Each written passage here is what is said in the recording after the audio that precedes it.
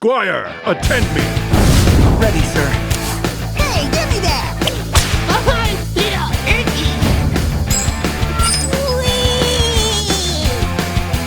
Farhound scream! Oblivion! Get in there and fight, maggot! Leroy Jenkins!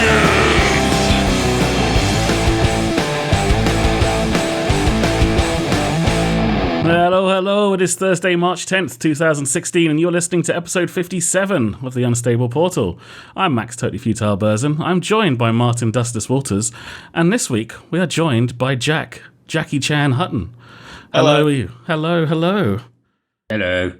Hey. How are you guys doing? Also, no, we should point out Joe's not here, unfortunately. Yeah, we haven't kicked Joe off for Jack. It's not like we've gone, we've got someone that's better at Hearthstone than you, Joe. Joe, you're done. We've upgraded. Although we should have gone with that. We should have gone, Joe's off the show, so if you're listening, Joe, sorry about that. Yes, sadly, Joe was actually supposed to be joining us tonight, and I know he would have quite liked to have talked to Jack as well, but his internet has crapped out on him, so sadly, there's no Joe. But he will be back next week. That's what he gets for living in Ireland, having the best internet all the time. Then it breaks. Yeah. I feel no sympathy with his mega uploads he normally has. Yeah, he has 500 meg internet. I think he told me the other day. It's just ridiculous. God, it's not fair. What do you need it for? Like, what does it do? Like, he plays Hearthstone and Black Desert. Like, why does he need 500 meg internet? Just because. So, Jack, we're very glad to have you on the show. Thank you for joining us. Thank you very much. Happy to be here. We do have some questions for you, but I think we'll get to those in a little bit. First, what we like to do is just talk a little bit about sort of what Hearthstone we've been playing this week. And as you're the guest on the show, what have you been playing? Okay. I've been playing... I don't know if you've seen... I played this like Spider-Man hunter. It's like a control hunter. Yeah, I've seen it, yeah. With like Baller Spiders and Tomb Spider. Like, I've really been trying to make that work. To actually a surprising amount of success. Like, it's actually not that bad. Well, we had a lot of people that have asked us before about baller spiders, because that's in there as well, like saying, can you have some crazy deck that makes this work? And we had some guys like send us different decks with them in, and we always did it. It's always like, but I just kind of feel like I want to be playing Savannah Highmane or something else here every time. But like I heard you saying that against control decks, it's like actually very good. Yeah, it's like one of those cards where like it's so bad, like it's like the slowest card, arguably like the slowest card in the game, but the value you get out of it is like so good. Like getting 3 beasts like from one card, like if you're against like control priest or control warrior, it's just insane. I mean, isn't the problem always though that even though you're getting like these kind of pseudo card advantage, right, by getting the extra cards against like a control priest or control warrior, that they just have better removal or better tools that you can't actually trade one for one on their cards and sort of outlast Not really, because they like you basically it's like they only have a limited amount of removal, like they got 2 execute, 2 shield slam, 2 brawl, whatever. But then you have kind of like infinite minions. Like you have so many minions. Like Tomb Spider is a minion that creates another minion. Like you just have basically like against control warrior, like the game just goes to fatigue and then you just win. Okay.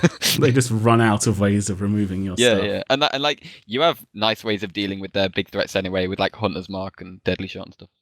Nice. Yeah. It's kind of like a Deadly Shot that you never really think about. You go, that's actually... Because there's a deck I was playing recently that had that in, and I was like, I think it must have been like a Reno Hunter or something like that. You go, that card's actually in the right situation where they've just played that one thing you need to kill at the end of the game, and they just played Ysera. That's incredible for that 3 mana that it is.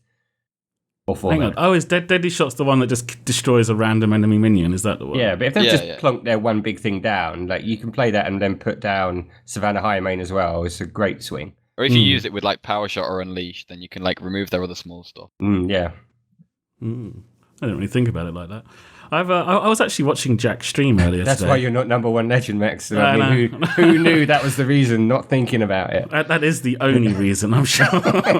Just to confirm, I'm not saying the deck's like amazing or anything. Look at this. It's like everyone's just sitting there rushing out and looking it up, going, I'm going to play this. And then, pull it back. He's reining it in. He's not confident. We'll just wait until it hits front page of Reddit and then we'll play it. Go, just calm it down until I finish rank 1 legend at the end of this season. Then you can hype it up. All right, be prepared. Be prepared. I was actually watching you stream earlier today. Well, you weren't streaming earlier today. It was one of your previous broadcasts. You were playing basic decks, or somebody bet you a certain amount of money to play basic decks. One of my viewers donated $100, and he was like, "Oh, I'll give you $100 if you win a game with a basic deck." So I was like, "Oh, right, okay."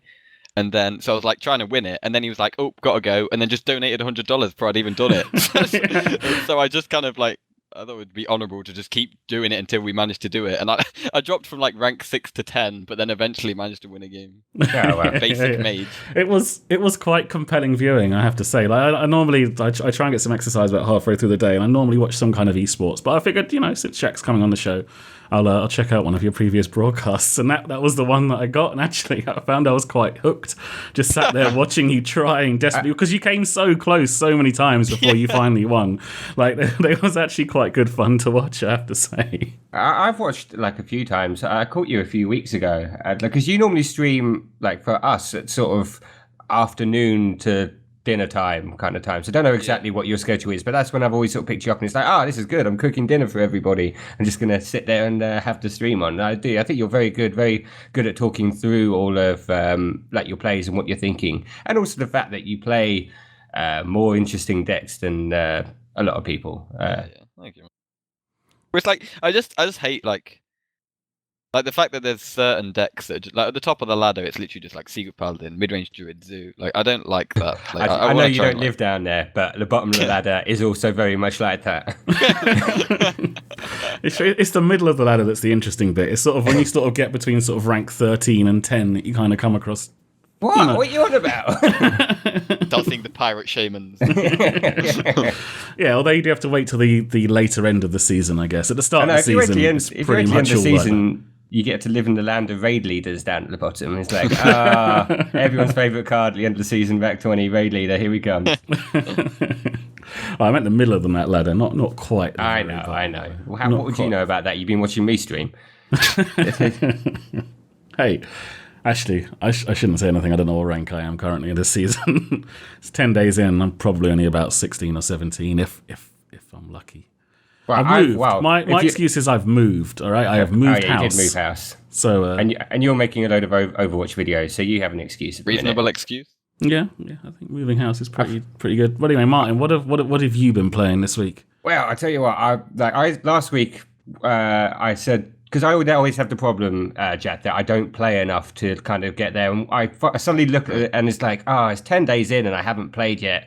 Or I played like a few games ago. I'm ranked 19. Hey, wait. Martin is that player that pretty much every single month on this podcast promises next month I'm going to go for it. Next month I'm really going to go for it. Start setting himself goals. Like, go for legend? Or? Yeah, go for legend. So he starts setting himself goals. He's like, after the first week I want to be rank 15. After the second that's what week, I said. 7 days in, rank 15. And 7 days in, I looked at it. I was like, rank 14. And I was like, yes. And now 10 days in, I think I'm around rank 11 or 12 because I've got to do 5 ranks every 7 days. And then once I'm rank 5, it'll be 21 days and I've got 10 days to get from 5 to legend. But I should keep ahead of that. But if I don't give myself goals, I find it such a long grind to get up there. Because I had 1 month where I really went for it and I got to rank 2 full stars. And I was like, yeah. And then everyone who listens knows this story because I do repeat it a lot.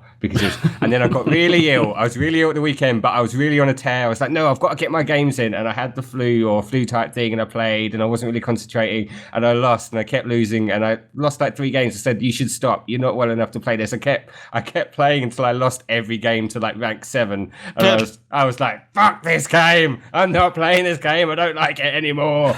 And then I went and slept for 2 days and I felt better about myself.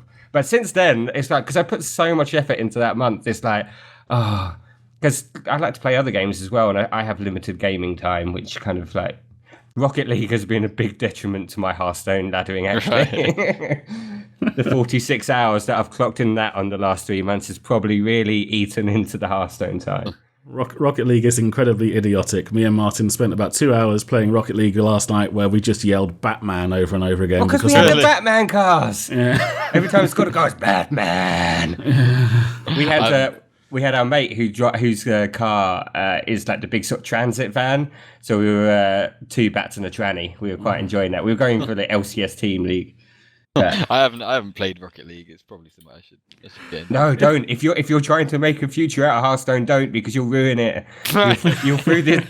You found your drug. You don't need to try that other new shiny drug. Stay with the one you have. I know my limits with this one. But Jack might be the next big Rocket League professional. He might, yeah, but he's already halfway there with Hearthstone, so why ruin it? So. All right, fair enough.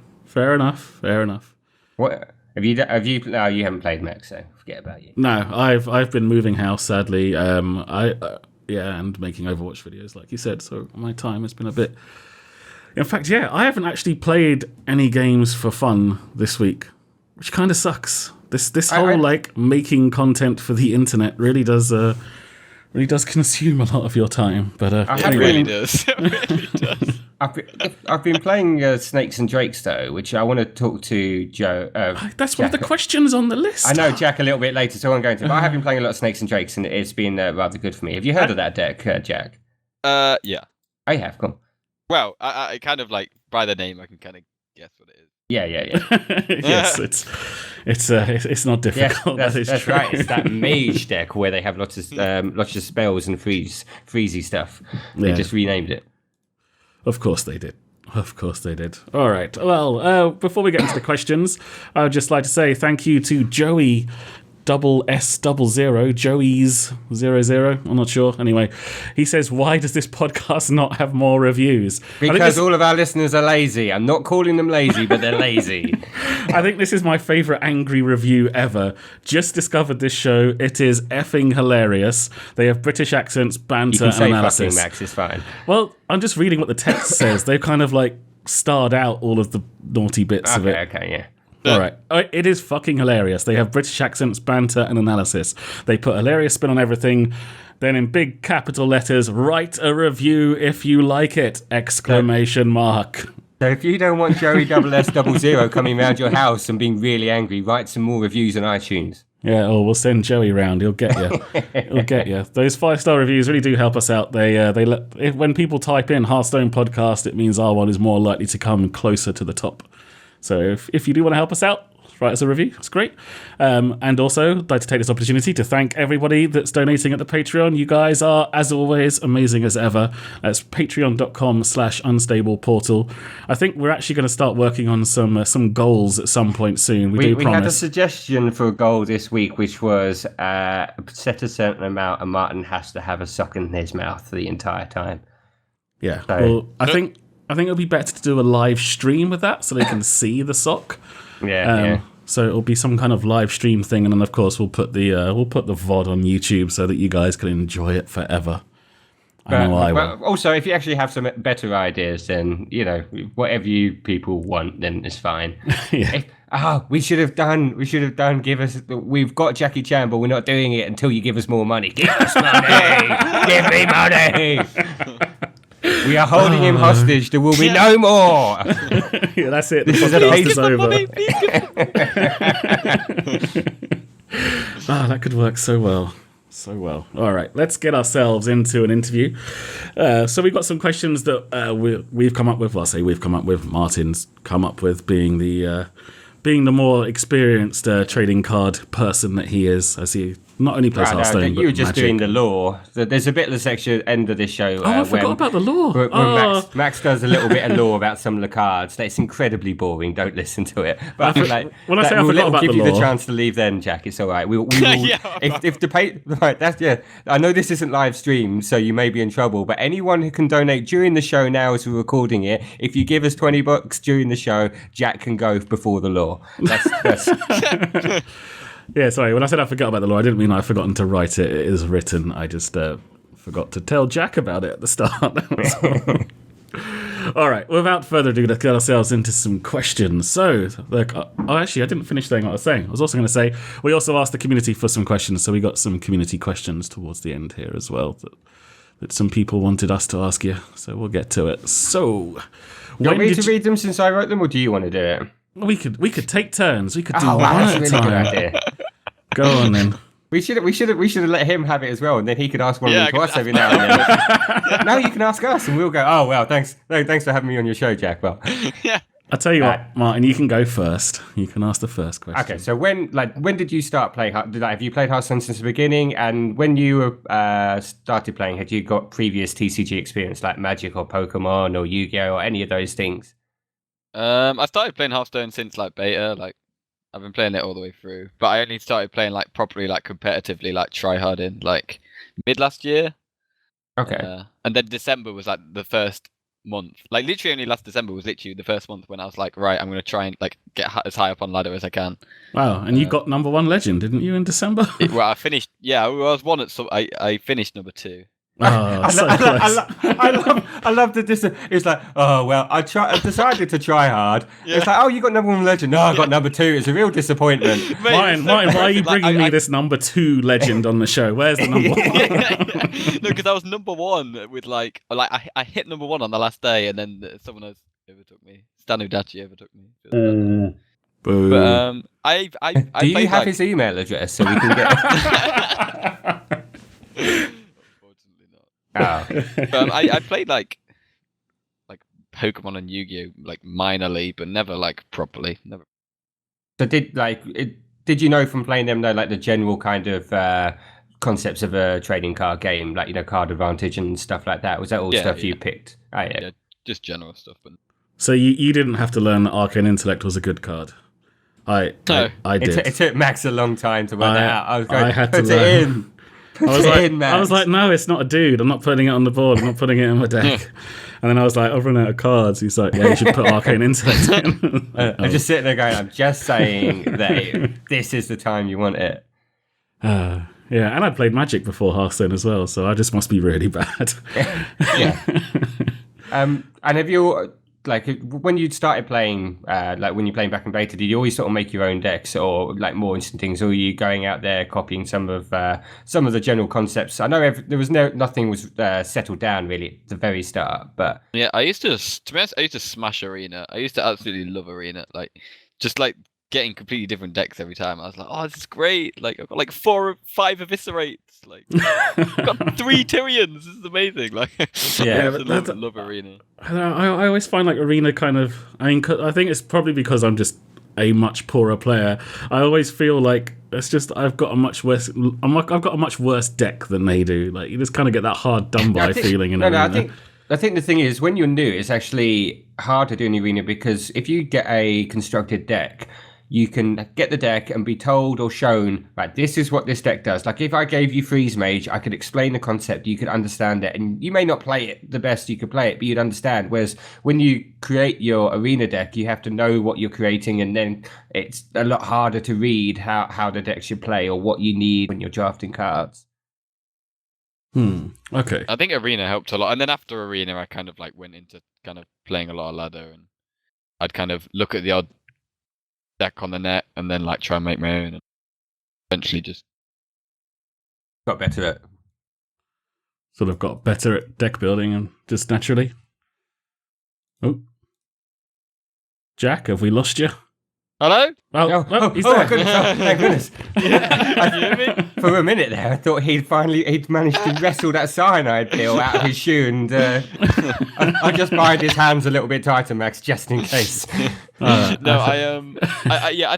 think Arena helped a lot with like understanding the game, and then and just like I put a lot of time, like I just played so much, kind of like and just got an understanding of what cards are good and what cards aren't, basically. Did you watch a lot of streams at the beginning as well?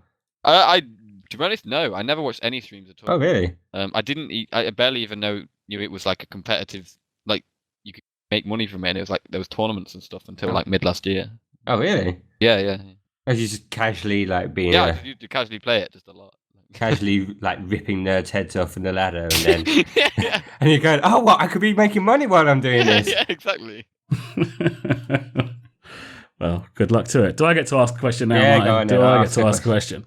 All right. You recently had a good showing at the EU Winter Preliminaries. It's a very But hard the fact word that to you're say. stumbling over the words, it's unbelievable that you obviously didn't write it or even proofread it afterwards, even though I told you to. I have It's like, proofread what's it. what's It's this just say? the word preliminary is really hard to say. Yeah, it's Did you feel you prepared in the right way, or what might you change things based on what you learned? I think I prepared quite well. It's like because normally I'm used to playing on ladder, like just literally just ranked on ladder all the time. Like I haven't really played tournaments, and so I didn't realize how different tournaments were to just playing the ladder. Did you forget to take Druid? Because pretty much if you're playing tournament, you have to take Druid. Egg Druid actually did pretty well. Okay.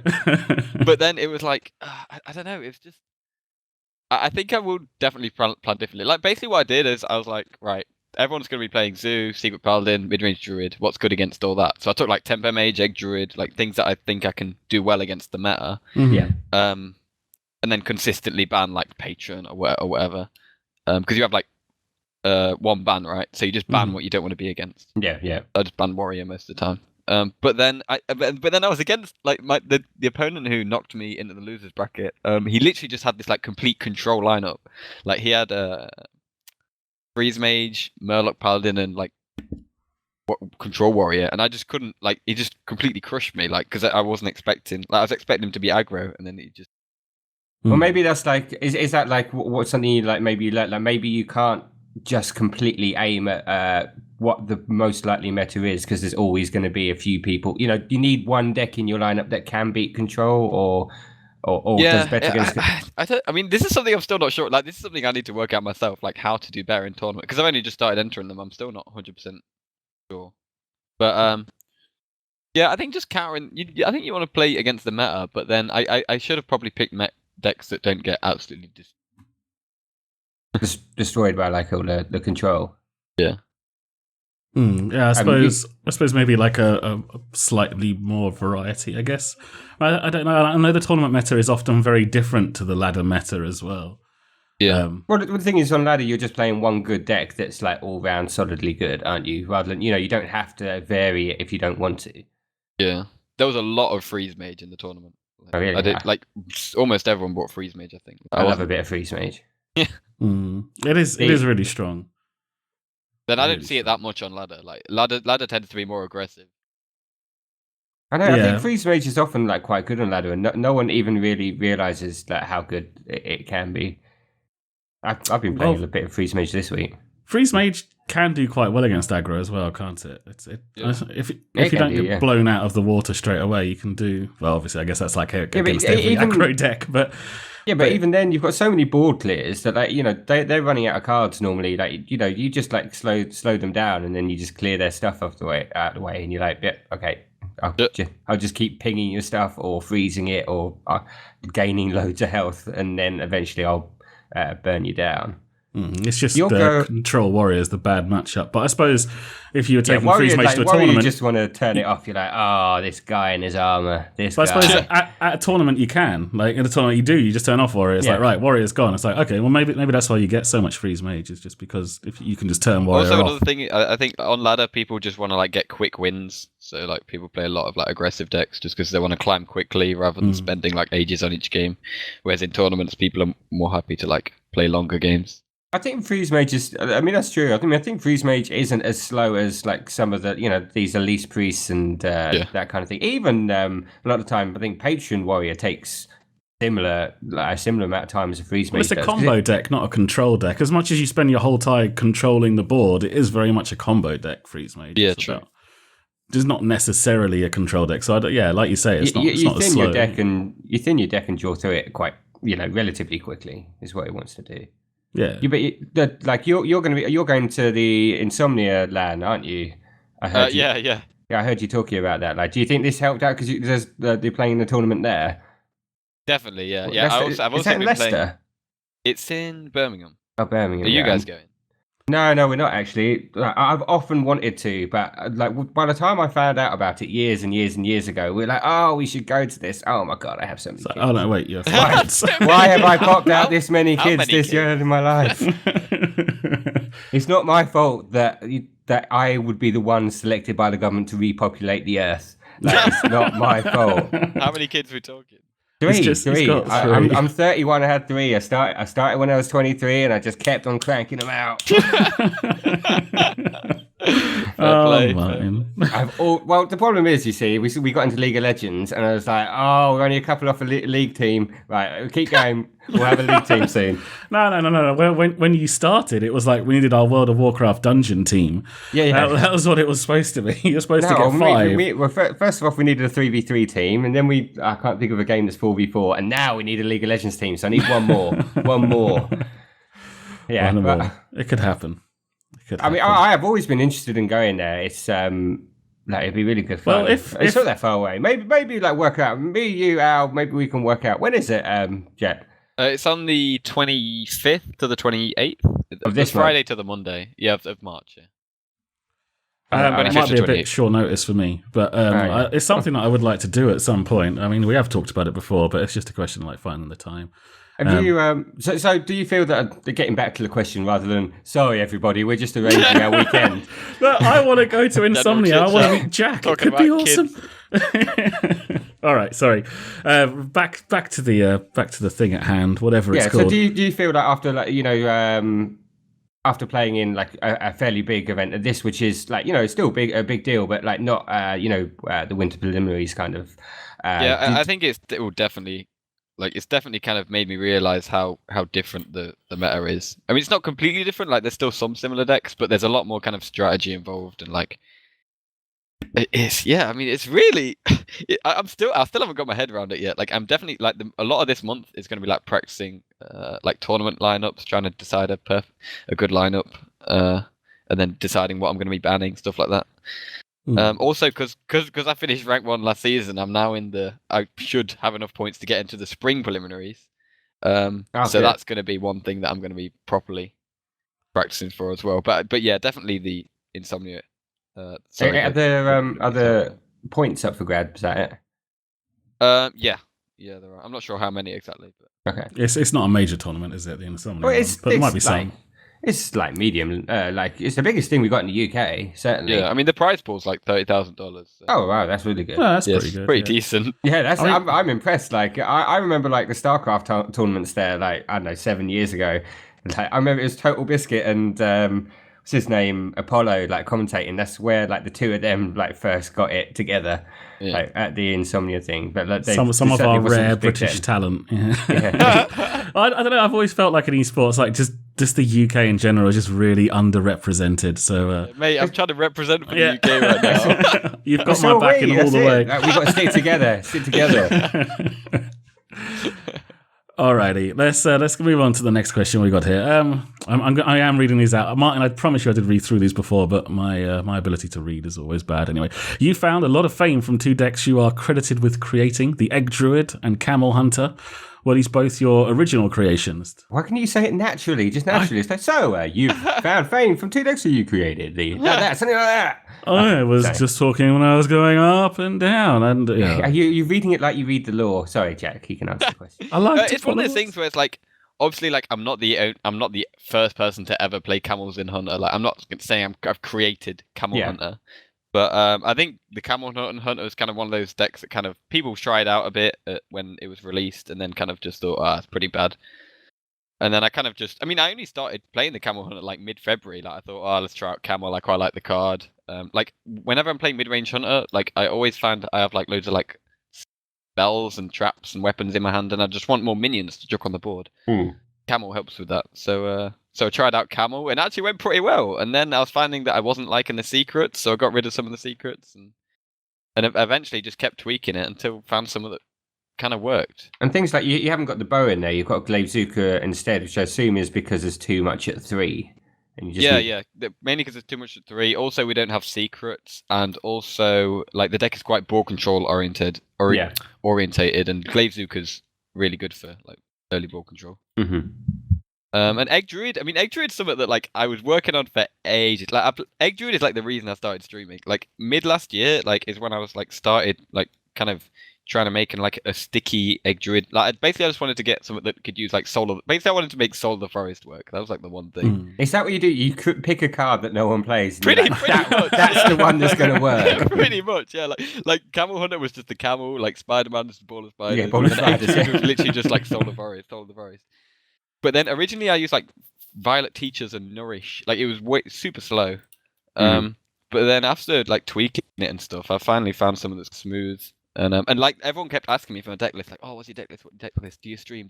I was like, no, I don't stream. Here's the deck list. But then eventually, I just kind of started streaming, and then I hit rank 1 legend on the first day of the season in December, and that's when I started getting attention for it. But yeah, Egg Druid's something I worked on for a while. And Yeah, it's kind of like Token Druid, but Token Druid that works, basically. Old Token Druid used to work, but yeah, Old different Token Druid as well. used to work. I mean, I really enjoyed this deck because we actually did a deck demo of it a couple of weeks ago. So I actually played quite a few games of this with a guy from another podcast that we like to do some collaboration stuff with from time to time. And yeah, I really. He's going to be sitting there. I loved it. I knew you were going to skip out. His name's Tail, and the podcast is Top Deck Kings. Give him a bloody shout out. He's like in the next question. Okay, yeah, I know. But yeah, it's one of those decks that I found it's quite strange to play because it's like an aggressive deck where honestly, whenever I've played it, maybe I'm playing it wrong, but I feel like I'm losing until about turn 7, and all of a sudden I just win. Really? I always feel like I'm winning. Like it's the point where I'm going, when you kill all my stuff, more stuff is going to come. How are you going to kill that? Like when I saw Soul of the Forest in it, I was like, oh my god, this is brilliant. I love silly cards and these things. I mean, the whole point of the deck is to kind of like get ahead. Like it's all about early board control, right? It's like you just got to get ahead as much on the board as quick as possible, and then make your board as hard to remove as possible, and then just get insane value out of your buffs. That's the thing, because you've got no like comeback. You haven't got like exactly. AOE or anything that's going to get you back in it once you're behind. You have to like, have the ball and keep it. Like, a lot of the time, like as soon as my board's cleared and I don't have Jeeves in my hand, I just concede. Like it's like never mind. Yeah, I think one of the games I was watching you play earlier today, you were like Jeeves or concede, and you didn't draw Jeeves. Concede. Done. This game is done. All right, Martin. Next question's yours. Oh, you carry on with that bit because it's kind of a follow-on from that. I'll let you have the next one. Now you got to find it. Oh. Yeah, I was like, Martin, gonna read the next one. I was like, I am not prepared. Okay. Do you feel that either of the decks are like sort of tournament worthy? And it like I assume that you like do. I know you took obviously the Druid deck certainly. Are you surprised as well that they don't really show up as much? Do you feel that they should get a bit more attention or play in the tournament scene? Egg Druid, I think, is actually like massively underrated. Yeah. But I also because like no one's really played it as much as me, so like no one knows it kind of as well. Kind of, yeah, not quite. I mean, obviously, like if you play it a lot, you can understand it, but I feel like no one can play it quite as well as me. Try not to be too big-headed. Here, but, well, you have been playing it longer than everybody else, so I don't think that's like I really like. It's so good against like aggressive decks. Like if everyone is playing like aggressive decks, Egg Druid's like really, really good. And I do think I'm surprised people haven't kind of played it a bit more because like I've had a lot of success with Egg Druid. It's been really good. I mean, I understood a bit more maybe before when Druid. Before I thought they should have been because Druid was a bit out of the meta for a while, and I was thinking like the sort of more mid-rangey thing wasn't being played as much, and it's like, oh, if you want to bring Druid, this seems like a fairly good choice. Like now, obviously the like Druid's. It's the whole problem of like I can only bring one Druid deck. It's like everyone brings Handlock and Zoo if they can bring 2 Warlock decks, but you can't. You have to make a choice, kind of thing. And like possibly people just want to fall back into their comfort zone of like a more sort of similar to the Druid deck they've been playing for all these years, rather than something new they have to learn from scratch. Yeah. Mm-hmm. Yeah, I guess that makes sense. But then in terms of the camel. Like I don't even think the camel deck's that good. Like even though I got rank 1 legend, like the reason I did so well is because it was really like on the last 2 days of it was like really good against like the meta on the last 2 days of the season. Like literally everyone was playing mid-range Druid or Zoo, and the deck is like it just destroys mid-range Druid, and it's pretty good against Zoo. So literally just it basically just countered the meta on the end of the season, really. Mm. And also, I guess it's got that surprise factor as well if you're the only one playing it. So if you're countering the meta and you've got that surprise factor, it's like, yeah, you're going to do I quite mean, well. one of the big things is like often when you're playing against Hunter, like you're always scared of like dying. Oh god, has he got Quill Command and Quick Shot? Like, could I die? Like, if you don't know what's in the deck, like you could be scared of dying a lot of the time. But I don't actually run any burst, so when you okay. know there's no burst in the deck, like it's you have to play around. That's the thing. Is like, yeah, the more you know the deck, you know that if you know there's not going to be any of that burst in there, then you can make different decisions that you might not make otherwise. You go, oh, if he's got Kill Command, I'm dead. I better do this and that. Yeah, that's very true. Tell the guy we were talking about before, Tell from another podcast, Top Deck Kings. He's the guy who has the deck Snakes and Drakes, which he's played for a very long time. I was listening this week to their podcast, and they were talking about Camel Hunter. Yeah, and they were saying it's good, and they said a lot of the stuff that you were just saying there about countering the meta, and it was good against certain decks and that. But he was also saying that the deck, and I thought this when I first saw it, is very, very similar to the deck that he's been playing for like a year now called Snakes and Drakes, which has a similar kind of tactic. Obviously, the camel wasn't there, but he's got some things like Snake Trap, and he's got things that basically produce lots of minions. It's almost a cross between your two decks. Yeah, it's like Egg Druid and Camel Hunter. And then you've got the Cult Master, is it, that draws you all the cards. So he's got all these 1/1s, and he draws to his deck, obviously, like, searching for like Hunter's Marks and stuff. He's got all these 1/1s to... and he's got the Drakes. Is it the Volcanic Drakes? Volcanic Drake. Yeah. So then like you cycle through, while you're cycling through, you get to throw one of them down for 0 mana, that kind of thing. And he's taken it to Legend multiple times. Nice. And he was, when they were talking about it, they were saying that he reckoned that he reckoned that, this is a very similar deck, but he reckoned his deck was probably better than, obviously, I mean, I'm not saying he's big-headed, but yeah. No. I'm actually not saying that. I don't know. How can I didn't even mean to sound sarcastic. Sorry, Tel. No, Tel is the nicest guy in the world. He wouldn't possibly do something like that. Yeah. But obviously, but he has a lot of love for this deck because he's played it a lot, and he reckons like I just want to know, like, maybe if we give it to you, if you could just play it a few times, and because he reckons that if someone good had it, he reckons it could do really well. I mean, I know you've got other things in hand, but like I'll give you the deck list and like see what you think, and you can send us your critique to tell him about it. All right. I just wanted to like mention that because he was going on about it last week on his show, and I was like, okay, I'll mention it. We've got the guy here. I'll mention it. Okay, he's like you didn't even know, but you're just sending me messages. Okay, sorry, yeah, I'm happy to do that. I mean, it probably is better than my camera deck, to be honest. There you go, Tel. Are you happy now? Are you happy now? He said it. Okay, now I don't have to play it. Sort it. All right. A lot of staples from your decks are going to be leaving when the cards rotate. What cards will you miss the most? Makes me cry. The main thing, to be honest, I'm going to miss is like Haunted Creeper is a big one. One of those minions, it's not too strong, but it's amazing for like early board control. Haunted Creeper is actually Tel's favourite card in Hearthstone, so I really? think you and him might share that. Yeah. Man, I'm gonna miss Haunted Creeper so much. Like just the early board control it gives you, like its interaction with Cult Master, Juggler, like so many things. Like it's just so good. Also Lotheb. Lotheb's gonna be a massive miss. It's just it's so versatile. Like use it aggressively. It's also like. Freeze Mage isn't losing that much. I suppose they're losing the Mad Scientist, but Freeze Mage isn't losing too much. I think they're going to keep most of their stuff, and it's one of those cards that can win you a game against Freeze Mage if you play it at the right time. It did for me this week, actually. I played it down. The guy, I could see exactly what he was doing. I had like lethal in 2 turns, and then it's like he played like something that's like that makes no sense unless you've got like you've got Pyroblast in hand. That's why you're doing it. So lower there, but he's like. Conceded the game. I was like, also going to miss my man Jeeves. No, he's going as well. That's actually quite a big loss. He's like in some decks. He's really, really. Martin, useful. Have you even looked at my list of cards for later on in the show? I don't know. Yeah. He's there. There is a lot of cards. Most of them are gash. I mean, there's other ones like Unstable Portal, which like some people love, some people hate. Like I personally love it. Like. Yeah, it's. I think it's a card, especially exactly. It's a viable card that is fun, and those are the kind of cards. And also, with it I'm rotating out, it means in 2 years' time, people will get our podcast and go, I don't get the name. I don't. Why is it called Unstable Portal? I don't understand. It's like, don't you play Wild? It's like, no, I don't play Wild. That's rubbish. What cards are you guys gonna miss? Oh my god, you're not allowed to ask me No, questions. come on, Jesus, I'm allowed to flip this back. I'm allowed to flip this. Hang on. Scroll down. Scroll Fortunately, down. I've got a list. Mate, I've been manically scrolling through as you've been asking me. I couldn't even remember what cards to be.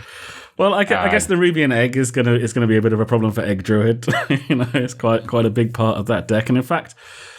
Zoo was my first love. Zoo was like the first deck in Hearthstone where I was like, oh my god, I love this deck. This deck is so cool. So I think I'll quite miss Nerubian Egg because I started playing just after GVG came out. So obviously Nerubian Egg was already there for me straight away. Oh yeah. So I never played the older Zoo. What were you I'm going to say, miss Martin? Shield Maiden. I'll tell you that. Like, as someone who's played loads of Control Warrior, Shield Maiden was like, I love that girl. And Death Spite. Their cards are me. Oh, Death Spite's yeah. But I feel like they're going to get replaced. Like they're not necessarily fun, and they're going to get some kind of incarnation that's going to replace them. I think Paladin's the one that's going to be hurt the most. But we'll worry about that later. You're stepping on the rest of the show. It's all right to say a little bit about it, but yeah, we'll get to that. I'm going to miss Piloted Shredder because I feel that card is fair and balanced. Yes, Piloted Shredder doesn't restrict the game in any way at all going forwards. That card should stay. Actually, I'm very happy to see Zombie Chow go. Man, Zombie Chow just destroys every aggro deck I ever play. Like, Zombie Chow, Zombie Chow is the bane of my life. Yeah, Zombie Chow is a bitch. All right, we'll get to the bitch Zombie Chow a little bit later on. Where were we? Okay, are you excited about Standard? Do you see yourself... can't get the words out. Do you see yourself... about Standard? Do you see yourself playing much... Oh, I can't do it either.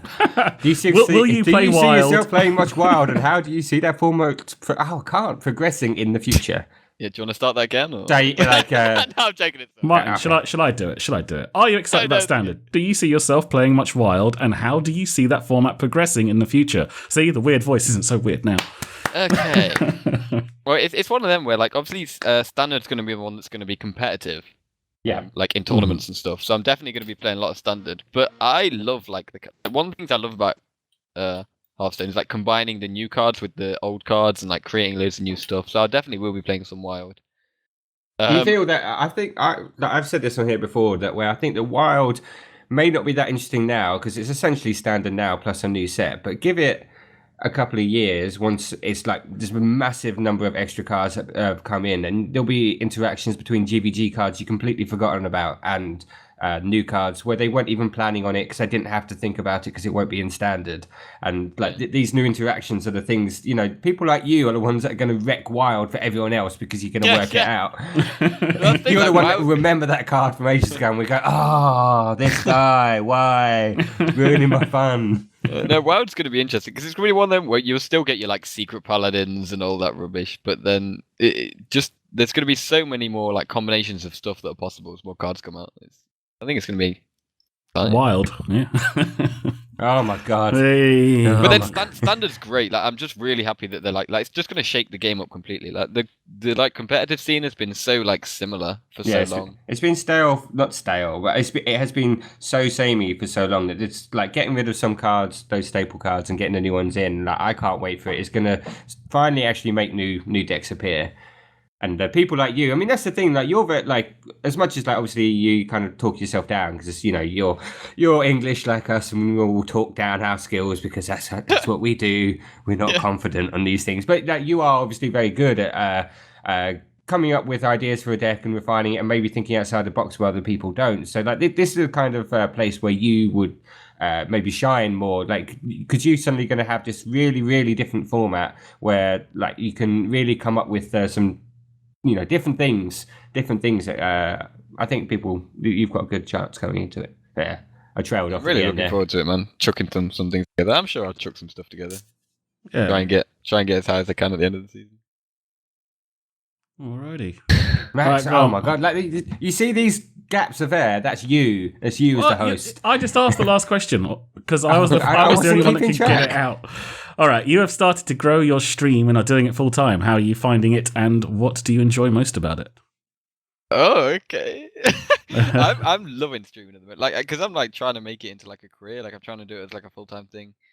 It's going really well. Lately, I've been having insane amount of viewers. For me anyway. It's been growing. Mainly the when I in December when I finished highly with Egg Druid, like that must stream quite a lot of attention. And then this Camel Hunter being rank 1 legend, that's like blown up my viewers. Like people seem to be loving it. Like I'm really enjoying it. Like I like trying to share my ideas with people and create new stuff. And then I like interacting with chat, and it's just really good. I'm loving it, man. Yeah, that's the thing. Like, I think you can tell from like listening and here, like you just really enjoy it. Like you're really upbeat on it, and that's what I get when I watch your stream. That you really, you just enjoy it and you interact with the chat, and yeah, it's just like a nice upbeat attitude. A lot of people like you watching streams, they're just kind of sitting back in their chair and they're like, yeah, so I gonna play this now because I think it's the best thing to do. I could do that. No, I won't do that. I'll do that. But you're always like upbeat. All you listening to this now, it's like what listening to the Unstable Portal all the time. Maybe not quite, maybe not quite that good because this is pretty fucking good. But it's all right. It's like 0.95 Unstable Portal, which I mean I don't think you can get much better than that. No, apparently not. What happened to being British and talking yourself down? Oh yeah, I know, but like that's not my role. That's your role. But yeah, I have to agree. Like I say, I was watching some stuff earlier today, and it's really fun to watch. And yeah, it's the kind of stream where random things can happen. Like you will tank 6 ranks playing basic decks. True. Yeah. I mean that's it's difficult though because some people just want to see like high ranked play, and then some people want to see like interesting decks. So it's hard to get a balance between like trying to be high the ladder and creating new stuff at the same time. So. I mean, it's kind of we have the same problem. It's kind of like how everyone who listens wants. Everyone who listens to this tells us they want to listen to Max do lore, but I don't. So we have this really big problem where we don't know what to do about that because it's a massive conflict. So. Oh yeah, a huge conflict. A huge conflict. Yeah. All right. Tell us about your other creation that gets a lot of press, but maybe not the most interesting. We've already talked about Spider Hunter a little bit. Yeah, you talked about Spider Hunter at the beginning. We're going to ask you about that, but yeah, you've told us about Spider Hunter. Okay, well, let's get on to some of the community questions then. So, I guess you translated with the Facebook translator, Martin. I think this is from Ryu Chang. If that is not, no, I translated it by reading it because I can work out what the symbols mean in Korean. Oh, okay. I didn't realize. But it's a little bit. Liu Chang Mil, I think his name is. Liu Chang Mil. If that's not correct, we do apologize. Yeah, he asks, were there cards that you were hoping would be competitively viable that will be rotating out? So like Gallywix, Wee Spell Stopper, Anima Golem, that kind of thing. Things that people haven't really used that we will be losing. Yeah, odd cards that you never got a chance to try and make a deck about. I think there's not. I mean, I've tried a lot of things. I mean, Echo of Medivh is one of those cards that like has been like people play like Giant Mage and Echo Mage a bit, but I think it's one of those really like it's quite good. I really like the card, and I'm going to be sad to see that card go. I think I would have liked to see that card more in like competitive play. It's just like a cool really card. interesting, like well designed card. Oh, definitely. Yeah, it's slow enough, but can give you enough from it, kind of thing. If you've set it up all right. Anima Golem is gonna want. It's like when Dreadsteed came out, and everyone was like, "Oh my god, Dreadsteed and Anima Golem," but then it never really happened. Yeah. Dreadsteed surely could have been the only time it could have happened. But you must have been playing those Dreadsteed, Reno Dreadsteed. They were the best decks. They were my favourite decks. Yeah, I played Dreadsteed a bit, but not to the best success. Yeah, it's not actually that good, but sometimes when it works. Yeah. There's another one, Ancestors Call, man. Ancestors Call, like I made an Ancestors Call Shaman deck. Yes, I play that. Yeah, mate, I love Ancestors Call. And it's was it kind of like the one that I played was it's kind of like Freeze Mage apart from Shaman. With Malygos. Yeah, Malygos. Yeah, Malygos, massive amounts of burn, Shaman. hardly any things. You just cheat that Malygos onto the board, kind of thing. And add a few Joust cards as well, didn't it? Because like the only like minions in your deck were like Malygos. and Thorzen. Mm-hmm. Well, what was the one you played? Oh yeah, there was another deck I tried to make with Ancestors Call where it's like you don't have Malygos. Basically, you just have a load of massive minions that like don't have like battle cries. Because obviously, like when you're getting it from your hand, the battle doesn't go off. So you want things like Rag and like Ice Howl and Shrugzor and Sneeds and just all these crazy big things like and Deathwing. Like you can just Deathwing, like, that's for 4 insane. mana, you just get 12 minion for 4 mana. Oh wow, that is.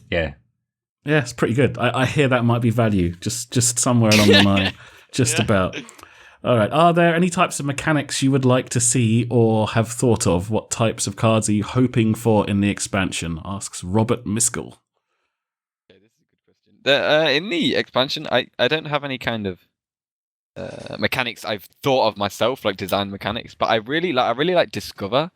Mm. Mechanic. I'm hoping they're going to bring out more Discover cards, and I think what I want to see from Standard is more kind of decisions. I want them to bring out more cards. Like Discover is a good one because like you're making a decision in the game. Mm-hmm. Like I think at the moment the game's kind of too automatic. Like you kind of like, oh, it's turn 2, I'll play this. Turn 3, I'll play this. Turn 4, I'll play this. I think like what I want to see is like more decisions in the game. So you're actually thinking a lot more. Based on the situation, what do you want to do? As opposed to just like, it's turn 4, I have a piloted shredder, I will play piloted shredder. Yeah, exactly. It's kind of the problem like Dragon Priest had. It's the whole thing is like it's not actually that fun because it's just that I just play everything on curve, and if that happens, I win. Yeah, exactly. and like what you really want is more mechanics that let the better players show off their better by having better decision making rather than just play everything on curve and get a good draw. I mean that can happen, but the more decisions there are to be made, the better player will come through. Yeah, Discover's a great example. Like Discover's such a good mechanic. Yeah, they've really hit the nail on the head with that one. I don't know anyone who dislikes that. Yeah, what was the mechanic I found a couple of weeks ago? I mean, I think somebody came up with it about over a year ago, but I think it was called Victory Rush. So the idea is when a minion kills something, an effect would happen, which I quite like the sound of. Obviously, that's not really decision making in the game in any way at all, but it's kind of like reverse death rattle. It's not when you die, it's when it kills something. Oh, right, that sounds pretty cool. Yeah, I mean, it's an interesting idea. It depends like how it's all balanced and everything, but it's certainly like I didn't mind that. It was interesting. There's another one where you another idea someone had was like you have a quest and a reward, and like a minion has a quest, and then if it completes the quest, you like get a reward. Yeah, I saw that. I thought that was kind of cool. Yeah, yeah, I think that'd be quite good. That was interesting. I'm sure they've come up with something. Yeah, I'm sure they would have done. The thing is like I wish they were announcing it like yesterday or whatever. But like, last time they did it on Tuesday so that we could talk about it today, but they're doing it tomorrow. Cheers. Yeah, you know the thing tomorrow? Like, what are they actually telling us tomorrow? Well, I reckon this is pure speculation because Joe forgot down to go to Blizzard headquarters in Dublin and find out. But I reckon they're going to do the same thing as when they had the TGT kind of release thing, that release party. They did a big stream. They showed us, they talked about it. The guy came out, gave us a little talk about it, said what it is, what the theme is and that. And then they played like a little mini game between a couple of pros that were there that showed you a few of the new cards. Well, they also told us the mechanics that they were bringing as well. They told us what Discover was, and they told us what Joust. Inspire and Joust. Sorry, yeah. So I reckon that's what they're going to do. Like, there's those pictures that people had today, like the advert that's been painted on the wall about what was it called? Whispers of the Old Gods. Whispers of the Old. Yeah, I don't really know what that is. Yeah. Well, Max said Max being a massive lore nerd when like they're going on about whispers and stuff. They're going like the old gods. I mean, I guess you never played World of Warcraft. Not much. No, it's like the old gods. Like was it Alderman? Because like Max immediately went, oh, I wonder what it's going to be. Whispers. Is it going to be Alderman? Is it going to be Ankarak or whatever? And I was like, no, it won't be. That's what it will just be a general theme around those kind of dungeons because the specific dungeons they'll do for an adventure. It's not an adventure. Yeah, it's an expansion, so it'll have that theme. But you will get cards probably of things from both of those areas. But we have some titans or like some giants and stuff. Probably that's what all those things are about, really. Yeah. And a few people, they wanted us to talk about Disguised Toast's video where he kind of figured this out before anybody had even said the word whispers. Really? Yeah. Did you not look at his video? Like I didn't see that. I saw he had the whispers thing, but I guess that was him going, see, told you. Yeah, it probably was. He figured it out like from the 5 cards. They changed the 5 cards that are on the front page of the Hearthstone page, and he kind of figured it out from there. And so a few people want us to talk about that, but I think he's pretty much right. I think it's been proved out by the fact that they've been painting that sign that says Whispers of the Old Gods, that it's going to be an Old Gods expansion. So it should be cool. I mean, I'm just trying to think existing cards that are currently Old Gods. This Faceless Manipulator, I think that's about it. Yeah. So they've got a lot of design space there, so it should be interesting. It also, like someone, Jeremy Adams. I don't know. Jeremy Adams. Oh, sorry, that wasn't even there. Jeremy Adams said, if you were able to slap consequence-free a Hearthstone personality like a commentator, member of Team 5, pro player, unstable podcast host, who would it be? Martin, this was aimed that. at me. Like, I'm not saying that. Both of you at the same time. Yeah. I've also got one more that I was speaking to one of our friends earlier today, and he was asked me Price, John Price. He said, "Do you use like a deck tracker? And if you do, like when you're tweaking your decks, like how big of a sample size do you feel you need before you can start to get any sort of relevant information from the games you've played, or do you go more for feel or that kind of thing?" Firstly, I love how you said Price, John Price. I know him as he is the least James. Like if James Bond was a massive fat man in a Hawaiian shirt playing darts, then yes, that is him. With the dodgy goatee, you forgot the dodgy goatee. Yeah. Sorry, John. Sorry. But it's like I've tried a couple of deck trackers, like TrackerBot and then Hearthstone Deck Tracker, but then I've always had problems with them and got really frustrated, and so I just don't use them. Like I literally just go by instinct and like what feels good. That's literally like I know it sounds like stupid, but that's literally I literally just do it like what feels good. We got a natural here, Max. It's basically on ladder. Like if I'm climbing with it, I can tell that it must be good, or if I'm dropping ranks, then it must be bad. Like that's pretty much all I go off. Pretty standard stuff. It's a fairly fair point at the end of the day. I mean, I don't play a huge amount compared to you guys, but like I also generally find that like I don't even need a deck tracker to tell me what cards I've drawn. Like I really, do you just look at your hand, Max, and then you go, "Oh, I drew that card." Drawn and played and are gone again.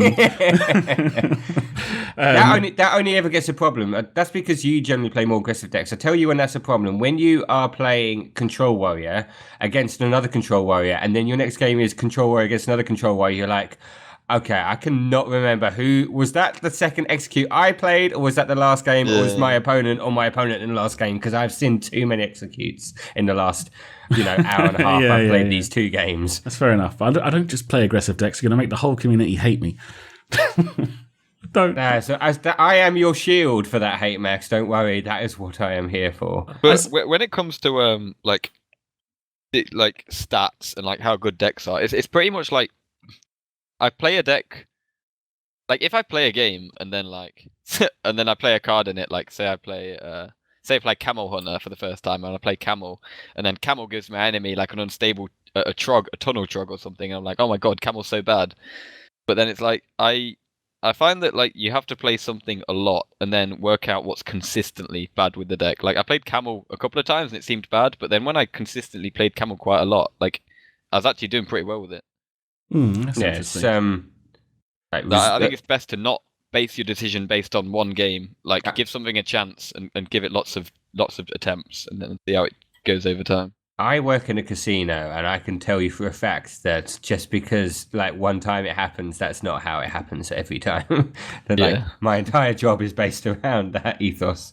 Yeah, and your entire industry is based around very, very slight margins in the house's favour. And you know what? You would think that after 30 years in it, our managers work out that it's okay. We just lost 20 grand because we're gonna win it tomorrow, or the next hour, or whenever. But no, they just can't see it. Smack them over the head. You know what they have results-orientated thinking, where you just remember the one thing that happened right now. Yeah. Like because you always remember the bad thing. No one ever remembers. Like for us at work, everyone goes, "Oh, I always lose so much money. Like I just lost 20 grand." No, that's because you don't remember. Like that hour, yesterday or last week, you won £200, £100, £200, £200, £100. Because it's not memorable. You only remember that time, like when you just had the big blowout or big win. It's the same in Hearthstone, where it's like you just remember that time where the guy top decked the fucking Leroy plus the power power overwhelming. That's what you remember. You go, this is bullshit. But it's not true. It's like it happened once, and it probably won't happen again. He just got hit his 1 in 40 chance, and it comes in 1 in 40 times. But the other 39 times you win. And the same, with the, like you say, the Camel Hunter, like they're not always going to have a 1-drop, and if they do, often you'll have a easy way to clear it, and you might get 2/4s out of the deal. It's Sorry. All right. Fair play. I think we're done with the questions. I think we're going to get ourselves into some Hearthstone news. Are you going to stay, Joe? Jack, sorry. You shouldn't have the same letter at the beginning of your name. I was going to, but now you've got my name wrong. Hang around. All right. I think he likes us, Max. Good. Don't scare him off like the last one. Right. So we might be getting some new hero portraits. Apparently it's kind of been leaked that we might actually finally be getting some new hero portraits. So we kind of had... they're trying to cash in. Look at us making us buy hero portraits. And then they don't do it for ages. And everyone's like, I want more hero portraits. This isn't fair. Why did you tease me? Indeed. Do you have all your hero portraits, Jack? I try not to spend money on the game. How much have you? Like, were you free to play, playing for so long? Or I was pretty much free to play. I did 160 pack opening. I think ages ago I spent like the odd pound on like an arena or something. Other than that, I did 160 pack opening, and that's all I've spent on the game. Oh, just because I played it so long, though. This is not fair. How much gold do you currently have? This is what Martin's favourite question. He always likes to ask Joe. How much gold do you currently have for the new expansion? I've got like 5k. Okay, Joe's actually got more. Yeah, Joe's on like 7 or 8. Yeah. Really? I got rid of loads of my dust as well. I got gold. I crafted golden camels the other day. Yeah, but that's worth it. I might regret that. Oh dear. Yeah, okay, so also deck recipes are coming. Now, this actually sounds a bit interesting. I saw it. Yeah. So there's going to be a system that exists within the game. I think it's basically just a massive improvement on the fact that if you're that sort of need help building a deck button that's currently there on the collection screen when you start a new deck, they're bringing in a new system where there's going to be several different kinds of decks. So there's going to be like a classic deck for each class, and then there's going to be 2 themed decks. I think they said they're bringing. The example that they gave is there's going to be like a spell power rogue, which is going to have Malygos in it, and it's going to be a deck list, and then if you don't have all the cards, it's going to make a suggestion. Now, I am slightly wary of this because on the screenshot of it will make a suggestion, there is a picture of somebody not having Blood Mage Thalnos, and it's recommending Haunted Creeper. Yeah. Or I can't remember what he's called. One of the Enrage guys. He starts out as a 2/3. Armani Berserker. Oh my god! You can come every week with this kind of knowledge. I got all the card names on lockdown. He's there. He's got it. He's got it all. All right, we'll call Joe. We'll tell him he's gone. It's fine. It's fine. I feel kind of worried because it's one of those things where I feel with this kind of system you get the thing where they go, oh, you don't have Malygos, use Kobold Geomancer. Yeah. I'm not sure that really. There's some cards you just can't replace. They just do something very special. Yeah, exactly. I do wonder if they put it for a joke. Try Deathwing. And and then they go, you crafted boom. Oh, sorry, standard just came out. Oh, imagine the pain. Imagine. Okay, so this week's Brawl is Randomonium. I'm going to go out and say I haven't played it, and even if I had time, I probably wouldn't have played it because I played it the first time it came around. I don't mind this ball. Do you ever play the ball, Jack? I usually do it once a week to get a pack. Unless it's a good one, then I'll play it quite a bit. This is the one where every turn the mana cost of your cards are randomized. And I think it is a build your own deck one as well. It's not like no, it's not. It's random deck. So it's deck. like okay, so it's random. You choose random cards, a class. random cost, right? Okay. Yeah, you just choose a class and then you just get a random cards and they randomize. And it's like okay, I suppose. I played it once, tried to get a pack, lost, couldn't be bothered again.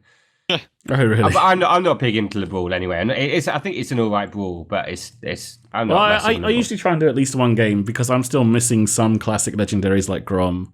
and stuff on just the off chance that I might get one. And also, Brawl is usually quite fun. It's just, I just remember doing this one before, and it's kind of like, it's one of those brawls that once again, it'll be really fun to play against your friends.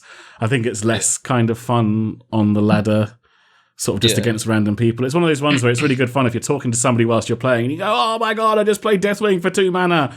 It's like, yeah, mate, we got no cards left. Oh. Yeah. That's where the fun of it comes. Exactly.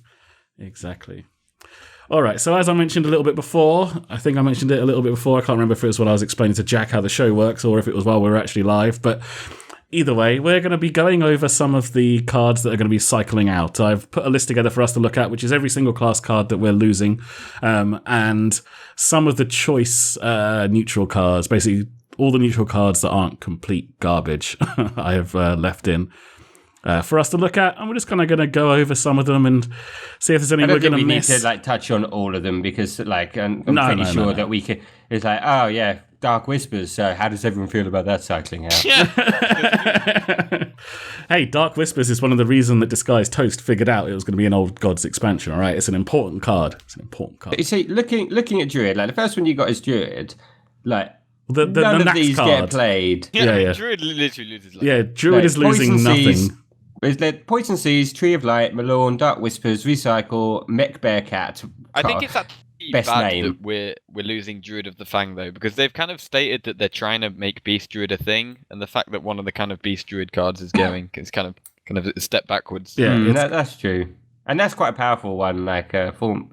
Possibly, I don't know though. Is a 5-mana 7/7 a possible 5-mana 7/7? I'm quite happy to play a 5-mana. If you're consistently getting it as a 7/7, I'm quite happy to play a 5-mana 7/7.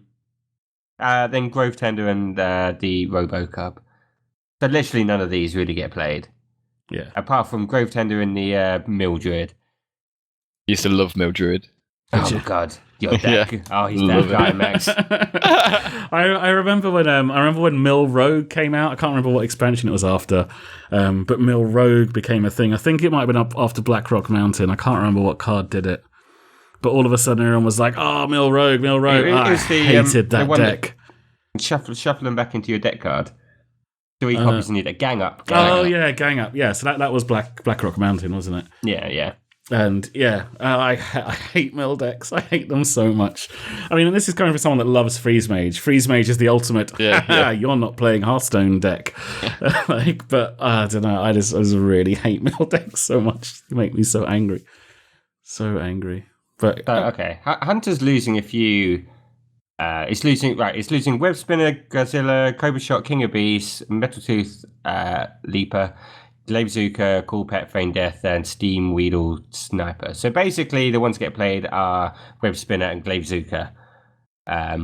Possibly a few others dot about in. Yeah, I mean, people try to do like Feign Death Hunter every now and again, don't they? Godzilla sometimes gets people like it if that's the legendary they have. But yeah, I mean, Godzilla's always been that card that's like it would be amazing if Control Hunter was a thing. Yeah. And Web Spinner's one of them where, if you're playing a mid-range or slow hunter deck, if you have no Web Spinner, what one drop are you going to play? Yeah, that's the thing. I mean, Web Spinner Zombie looks Chow. so... Oh, wait, hang on. Damn. Yeah. but it looks so innocuous, but it's one of those things that it did so much, things just turning on your kill command and that for 1 mana. And it could do more than what it looks like it's going to do. And you're going to get... Go on. No, just saying you're going to get it back again. Look, you can talk. I'm just filling time here. You talk over him. You're the one that knows. You talk over him. We'll put a sock in his mouth if we have to. I'm filling up the dead air rather than I'm just here talking, going, please, someone butt in. No one's doing it. Please. Okay. Yeah, I was sad about Web Spinner, but then I realized we've still got Polar Spiders, so it's so good. Glavezuka's one that's It's actually quite a big loss. It's really good in any kind of aggressive hunter deck. Yeah. It's one that I don't think it looks that bad that it's going, but it's actually quite a big deal because it's actually a really strong card. And you're even using it in your Ball of Spiders deck just as having a 2-mana weapon that can deal with a 2-drop. Yeah. It's just great for early ball, because Hunter often struggles with early ball control, whereas Glavezuka is one of those cards that is great for early ball control. Yeah. So it can really help out. Oh, well. Poor old Okay, so I Blazeseeker. think- So, all right, go on, Martin. I was Okay, going to go fill on. the dead air this time. I was just going to move Well, us I on was to gonna say- Mage. Yeah, well, I was going to say Mage, and we've got the next two, I think, are the two. Well, the next class of the class that we use the most. So Mage loses Duplicate, Flame Leviathan, Echo Medivh, Goblin Blast Mage, Wheeze Spell Stopper, Soot Spewer, Flame Cannon, Stable Portal, Snow Chugger. So obviously Met Mage is gone with Blast Mage and Snow Chugger, and lots of the mechs disappearing. Well, yeah, I mean, almost all the mechs in in the are going yeah, with gone. GVG. We're back to just the. Oh my god, the 3 mana 2/3 that spawns a 2/1. What? What? The golem, Oh. the 3 mana Harvest 2/3. Harvest Golem. Harvest Golem. There you go. See, this is what I mean about. I told you, I warned you this would happen, Jack. So Duplicate and Echo Medivh, Flame Cannon, Unstable Portal are the other ones that actually get play. How much? I think Flame Cannons can be quite a big loss. Like, is Tempo Mage viable without Flame Cannon and Unstable Portal? I mean, I've actually thought about that, and I think Tempo Mage is one of those things where Flame Cannon and Unstable Portal don't make the deck. They're cheap spells to put in the deck that are good. So you just need more cheap spells to put in the deck that are good for Tempo Mage to carry on. No, if they make more new, I agree with that. if they make new good spells, yeah, then it will be fine. So yeah, it's one of those ones where it really depends on what they make. It's not like. Sorry, go on, Jack. Go on. I was going to say, Portal was like a lot of the time with Tempo Mage, Portal can literally just win you the game. Like, Yeah. it's just Yeah. crazy. So you don't have that. You have less of a kind of like. You're losing that fun factor and that random Craziness. chance to just win the game with like a 5 mana. I was going to say a 5 mana Doctor Boom, but it'll be a 4 mana Doctor Boom that would come out of the Unstable Portal. I hope they like make another secret, like to replace the secrets that disappear as well. Because I kind of feel, I don't know what do you think, Jeff, but that they're at the right number of secrets now where you can't quite tell what they are straight away, but there aren't so many that it's impossible to play around everything, kind of thing. Yeah, I think that as well. Because it's like, at the moment, like against Tempo Mage, like usually you'd assume like, oh, they're running Mirror Entity or Counterspell. But then sometimes people run Duplicate or Effigy. So I think having Duplicate or Effigy is important because sometimes you get caught off guard and then suddenly you end up like duplicating like something crazy or Flame Waker or something. Flame Waker, yeah. Yeah. I think Duplicate and Echo are kind of, I think it's kind of sad to see them go because they're kind of encouraging the kind of like value mage, like late game value mage, which I think is quite, do they call it Grinder Mage? Mage? Grinder Mage. Yeah, I think that's a deck that kind of could be good. And it's quite an interesting deck. But that kind of, I find it quite interesting, like thinking back as I remember, like Max, I don't think was there when GVG came out playing. You just came after. I started just after. Yeah. But I remember, like when Duplicate and cards that we were talking about before, like Haunted Creeper, were first getting spoiled with the set. Like people are going, Duplicate, nah, what's this? Yeah. This is rubbish. And Haunted Creeper are like, I don't know, maybe it'll be okay. Until you play with them, you don't realize, wow, this can actually do a lot. Because everything's like on this whole theory sheet. Until you play with them, you don't know, which I think is what you do so well, Jack. Like, whereas, like, I'll actually just play with it a lot. And then, actually, it can do this rather than just assuming. It's the same with like Mysterious Challenger. Everyone's like, this card's so bad. Paladin Secrets? What are you talking about? And suddenly it's all over ladder and crushes everything. Yeah. And everyone's like, nerf, please. Please. Well, speaking of Paladin. I I got there was first. going to say that. I got there first. It's like Jack's done this before, just segueing like a boss. So Paladin's losing Avenge, Bolvar 4 Dragon, Cobalt Guardian, Quartermaster, Coghammer, Muster for Battle, Scarlet Purifier, which is a card I didn't even know existed till I put this list together, Seal of Light, and Shielded Minibot. Like, without a doubt, Paladin are losing the most. I thought you just said that about Mage. No, I said these two. I was going to say Mage, but I said these two because Paladin, I think, is losing the most. Can't wait to see the back of Minibot, Muster, and Coghammer. They're all just broken. That they are so good. And even Avenge, like, do you feel like a lot of people are saying that without Avenge that Secret Paladin's dead? I'm not 100% sure. It's I do think it will be weaker, but I kind of feel it's the same way that when Warrior got nerfed, Patron Warrior, like everyone was like, okay, with the nerf, like no one's going to play it anymore. But people still played it. It was still good. It wasn't as good. Yeah, I think it'll be similar. Where like they'll probably bring out a couple more cheap Paladin cards that you can maybe play in a. I mean, it might be like a more mid-rangey Secret Paladin. Yeah. Without the Minibot and the Muster, you have kind of less early aggression, but I mean, thing we is- don't know what's coming. We don't know what's coming, but I think there No. will be some kind of secret paladin around. Somewhere. Yeah, they must put another secret in. They've got to. I suppose they might not. They might. No, they must try and keep the secret thing going because it's one of the few things. Well, in fact, it's the only interaction that happens like not on your turn, and it's one of the few kind of interesting decisions that you have to make when you play the game as well. So I imagine they will bring out some more paladin secrets and some more mage secrets. They might hold off for this one though. Just like don't want to like mess around if they're trying to nerf Secret Paladin a bit, maybe. It's true. I mean, the thing is that before the thing you forget is that I do worry for Paladin in the sense that Shield and Minibot and Muster for Battle, like before they came out, before this set came out, like Paladin was like trash tier rubbish, and then those two cards propelled it to like wow, like you've got the best 2-drop 3-drop combination in the game. Like and it made a massive difference. I mean, Shield and Minibot is probably the best 2-drop in the game. It's just so annoying. I mean, like you said, I won't be sad to see the back of it, but playing it is such a wonderful feeling. Haunted Creeper deals with Shielded Minibot pretty well. Also, Flame Juggler. going. Flame Juggler's going to be. When Thunder comes out, watch out for Flame Juggler. Yeah, that's a card I've heard a lot of people talk about recently. Even seen it in some decks recently. It's in Camel Hunter. Yeah, that's probably the one I saw it in. Yeah, Flame so Juggler's going to be big. Flame Juggler's going to be big. All right, guys, you heard it here first. Flame Juggler's going to be massive. Right, you heard it here first. If you didn't listen to all the other places that said it. Also, another card I think is going to be big. Just while we're still on Mage, I think with Mad Scientist being gone, I think Kirin Tor Mage could actually be very good. Oh, okay. Allowing to play your secrets for nothing. Yeah, I think that could be very good.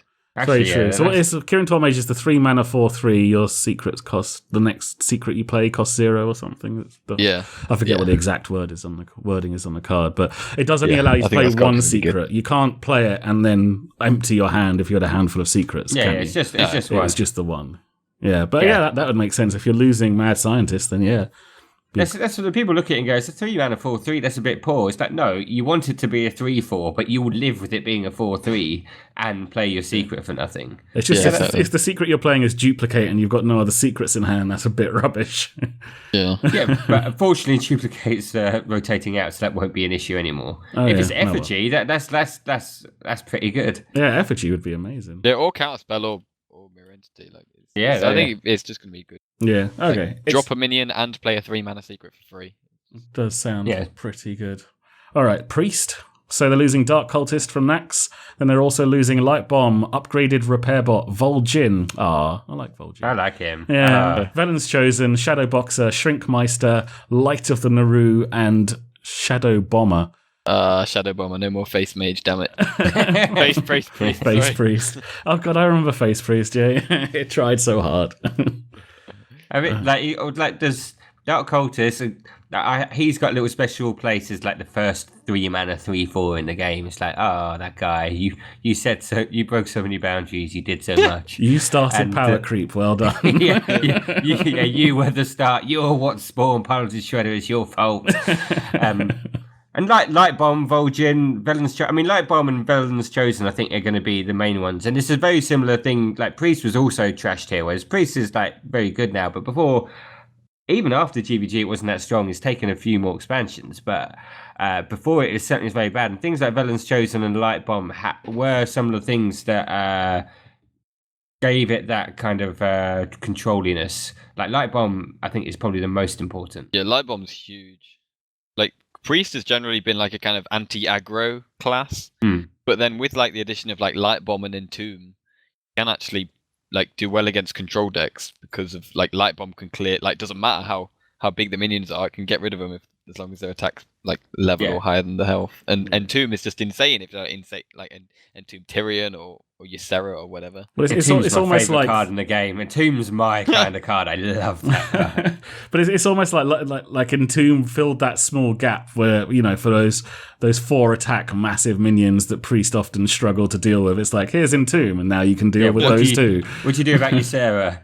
Go, I'll have take that, it, please. I'll take it. It's But mine. Light Bomb is going to make the deck Priest struggle a lot more against kind of. I'm hoping they'll bring in something else similar because like Priest can't do aggressive really, and like they need it is like their key tool, and like they need something of a similar They said they're not going to do reprints, so it's not going to be the same, but they need something that can do a similar effect.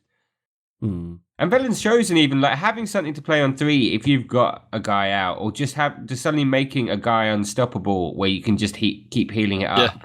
No more 412 Death Lords. Yeah, exactly. That's exactly what I was thinking. Everyone thinks about the 412 Death Lords, and they're like, oh. Yeah. Everybody hates the 412 Death Lord. So, Rogue is losing. What? It's losing one card. Yeah, You can list them all, but it's losing one Actually, card. I disagree. I think Sabotage is an underrated card. Oh, do you? Okay, That's yeah, interesting. okay. All right, let me just list them off, and then we'll get to them. So they're losing a Nubar Ambusher, which is the 4-mana 5/5 Death Rattle. Return a random friendly minion to your hand. I'm only reading that one out because I feel people might not know what that one is. It's been a while since that's been in the news. Right. They're also losing Trade Prince Gallywix, Ogre Ninja, Sabotage, Tinker Sharpsword Oil, Cogmaster's Wrench, Iron Sensei, Goblin Auto Barber, and One-Eyed Cheat. Yeah, obviously, I was talking about oil. Yeah. Since the most played rogue deck would be oil rogue, and losing oil seems to be a fairly big detrimental deal. thing for that deck. I do want to find out why Sabotage is an underrated card, but first of all, I always wanted a Nubar Ambusher to work. I was like, you could build like Battle Cry Rogue, and it would be amazing, and it wouldn't matter if you played this because if you like had your thing sent back to your hand, you just play it again and get the Battle Cry again. But I just realised never something. work. Yeah, because like Max always like tries to make these cards work, but like obviously it never does. You're the shit version of Jack. Oh my god! I just worked it out. Oh my god! Thanks. Yeah, thanks. The dots line up. Maybe I could learn something. Well, there we go. Maybe. All right. So why is Sabotage such an underrated card? Just because I mean they're starting to bring out kind of more control-based rogue cards. Like, is it Anubarak and The 8/4. yeah, the 9-mana 8/4. Death rattles into a 4/4 and then returns the 8/4 to your hand. Yeah. If the game ever gets completely like about value, that's just the best card. Yeah. That wins every fatigue game ever. I don't know if it was like an arena or a brawl or something, but I had that card, and the other guy was just like, "Oh yeah, wow, what do I do now?" It's like nothing. If like control rogue like did become a thing, Sabotage would be a good card. Probably better than Assassinate, because like you have like the Fan of Knives and the Blade Flurry to remove lots of small things, and then the Sabotage to destroy minion, and then like destroying a weapon. I mean, now Death's Bite is gone; it's not such a big thing, but like destroying the Death's Bite and a minion with the Sabotage was absolutely huge. Yeah, it must be. But it also, like with Death's Bite going, it just means Arcanite Reaper is going to come back in, so they will still have a 4 or 5 mana weapon. No, that's not how that works. If there's another one that comes back in. It's 7/1 weapon, whatever the fuck it's called. Go hell. There we go. That's why we bring you on. Can you just come in each week and just do the background and just give us the names? Go out. And I've played that bloody weapon so much, but I haven't used it. I haven't used it for a year and a half. So I thought you told me that Control Warrior used to run Arcanite Reaper as well. No, Gorhau all the way. Control Warrior. You'll probably just get the names muddled up. 7-mana 7/1 attacking a minion. Yeah, I know what Gorhau is. Yeah. I know what the thing does. But, I probably would have remembered the name. Good for like Doomhammer and the Tyrian Ashbringer. And that's there's lots of things. Yeah, but I mean, it's not that great. Jiraxxus, since he's not rotating out, it's pretty good against him. Yeah, that's a lot of good uses. I'm actually for him. worried for Shaman as well, because Shaman, Reincarnate, Neptulon, Ancestor's Call, for Jack. Dune Maul Shamans, Silt Fin, Spirit Walker, Power Mace Crackle, Vitality Totem, and Whirling Zap-O-Matic. Now, they've moved away a bit from the whole mech theme with the Whirling Zap-O-Matic, but losing Crackle, like, a lot of their stuff is based around having so much cheap burn, and Crackle is, like, some pretty good cheap burn. But surely this has got to be one of the things where they're going to replace it. Like I say, this is back to that whole Flame Waker Unstable Portal thing. There's probably going to be more cheap spells coming out because it's very thematic for Shaman. So, Shaman's going to be getting some more spells. I hope so. I'm I'm kind of glad to see Crackle go though, because it's just one of those cards where like the variance is so huge. Like, You know what? the difference between 3 and 6 is absolutely massive. Oh, it's like, enormous. I tell you what, Jack. Like, if you hop on this TeamSpeak a little bit more often, you'll get to learn as I shout at the computer. Why does Crackle always roll one less than I need? Every time I'm sitting there going, right, all I can do is burn his face. No, he's on 1. Of course, he's on fucking 1. And it's like, I had a 1 in 4 chance of rolling a fucking spell power totem. Didn't happen. I just needed to roll a 4 on the Crackle. Didn't happen. Oh my god! Every time. Most frustrating card ever. I'm not sad to lose it because of that. Indeed. Right, Warlock. They are losing Voidcaller, Mal'Ganis, Anima Golem, Demon Heart, Floating Watcher, Implosion, Fell Cannon, Dark Bomb, Mistress of Pain. Fell Cannon. Actually, I tell you what, Warlock's losing quite a lot as well. Yeah, Now that we Warlock get is into it. losing a lot. very happy to see Implosion go. Yeah, Implosion's kind of an annoying card like to play against. It's just. Is it another one of those frustrating. variance things, or do you just think the card's very strong? I think the card is very strong. It's very strong, and especially like if you add in like Knife Juggler as well, then it's like ridiculous. Yeah. Well, they have said they're doing something about Knife Juggler in Yeah, general. but Knife Juggler, the heart of the card, will still juggle some knives. It may be like a 1/2 or something like we said before, or it may cost 3 mana or something like that. But it's still going to juggle knives. Is what it does.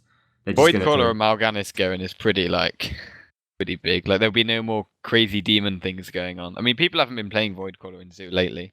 No, it's been all about sort of Bran, sort of more aggressive Zoo decks. Yeah, but then the Voidcaller Mal'Ganis synergy was just so insane. Yeah. Like Voidcaller was a very strong card, and so is Mal'Ganis. Like they're both good. I mean, Yeah. Voidcaller was going into like the demon handlock decks in the 4 slot, which, like, let's face it, was pretty good with Mountain Giant and Twilight Drake as well. It's like, and you go, we're throwing the Voidcaller. It's that good that just pulling out our Mal'Ganis or any Doomguard or whatever is worth it, kind of thing. And like Mal'Ganis, I'm sad to see Mal'Ganis because that's kind of the end of Dreadsteed as well, really. Like, that doesn't really work anymore. I mean, it does in a way, but it's still. All right, and also I won't be able to... Dark Bomb's huge, losing that as well. That's was a fairly big part of like early game control for them, I suppose. I mean, they are more minion based, but I mean, that's. What do you think of that? I never liked Dark Bomb. It just didn't fit. It's just kind of like throwing another 2 mana 3 damage spell. Yeah, it's like it doesn't really fit in Zoo, but then it's good in like more control based. Like same as like Frostbolt's good in like sometimes with a freeze mage you'll just Frostbolt a Knife Juggler or something early on. Dark Bomb's just good for removing early threats to like slow the enemy down when you're playing like Reno Lock or Hand Lock. Frostbolt is so much more versatile though because it's got that freeze effect. Like that freeze effect is so good. It's so good. I mean, obviously, like the classes are balanced around different things, and that's why Mage gets a freeze effect and Warlock doesn't. But yeah, I don't know.